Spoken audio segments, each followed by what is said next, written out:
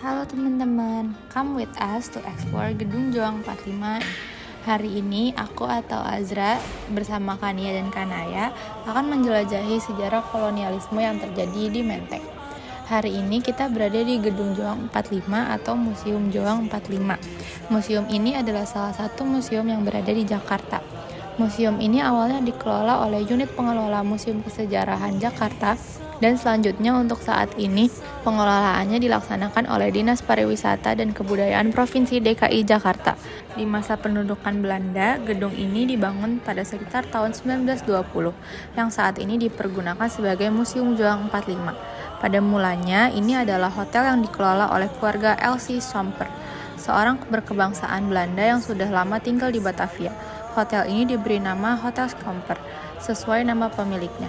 Hotel tersebut saat itu termasuk yang cukup baik dan terkenal di kawasan pinggiran selatan Batavia, dengan bangunan utama yang berdiri megah di tengah dan diapit deretan bangunan kamar-kamar penginapan di sisi kiri dan kanannya untuk menginap para tamu. Bangunan kamar penginapan yang tersisa saat ini tinggal beberapa yang ada di sisi utara gedung utama. Saat ini dipergunakan sebagai ruang perpustakaan, ruang kreativitas anak, dan kantor Wirawati Catur Panca. Di masa pendudukan Jepang, ketika Jepang masuk ke Indonesia pada tahun 1942 sampai 1945 dan menguasai Batavia, hotel tersebut diambil oleh para pemuda Indonesia dan beralih fungsi sebagai kantor yang dikelola oleh Gansei Kanbu Sendenbu, yang dikepalai oleh seorang Jepang, Shimizu.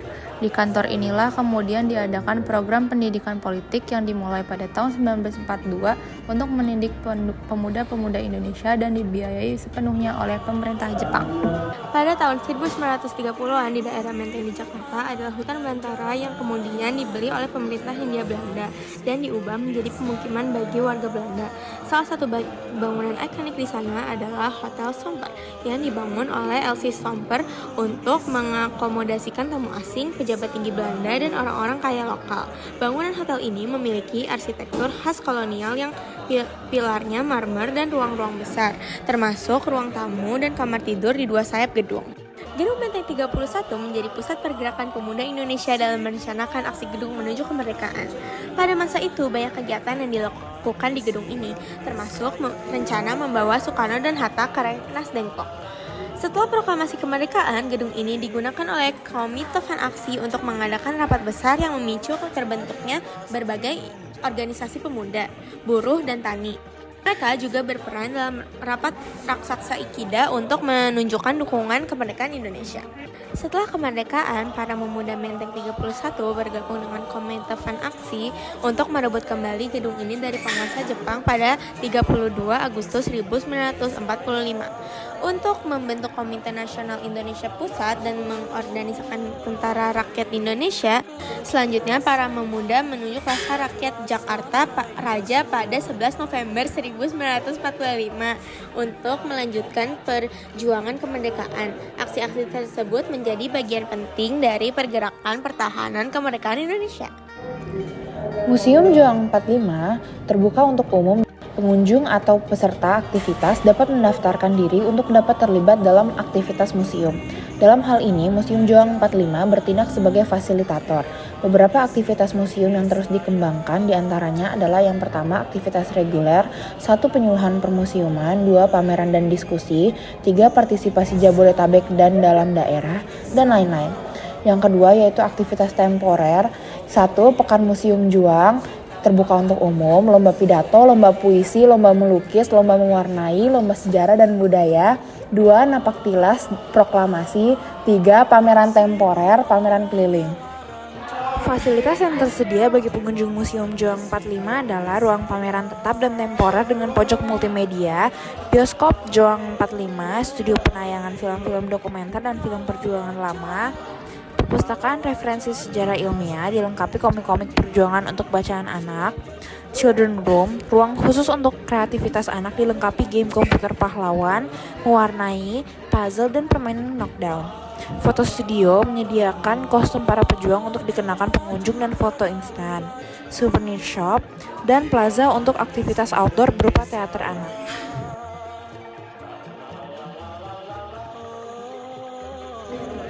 Di museum ini dapat dilihat jejak perjuangan kemerdekaan RI dengan koleksi benda-benda peninggalan para pejuang Indonesia.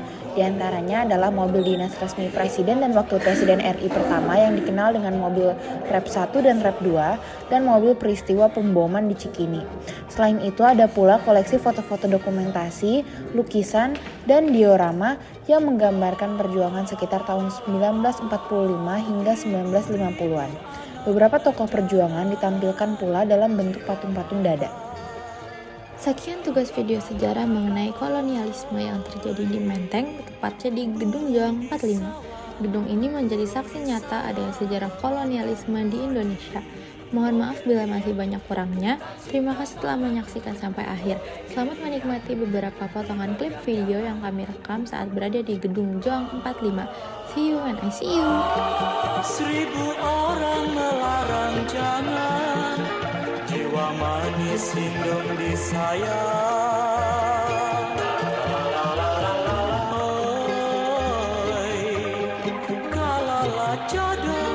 Kalala jodoh pasti menjadi. Di Sukabumi sudah terlanjur ku ambil diri.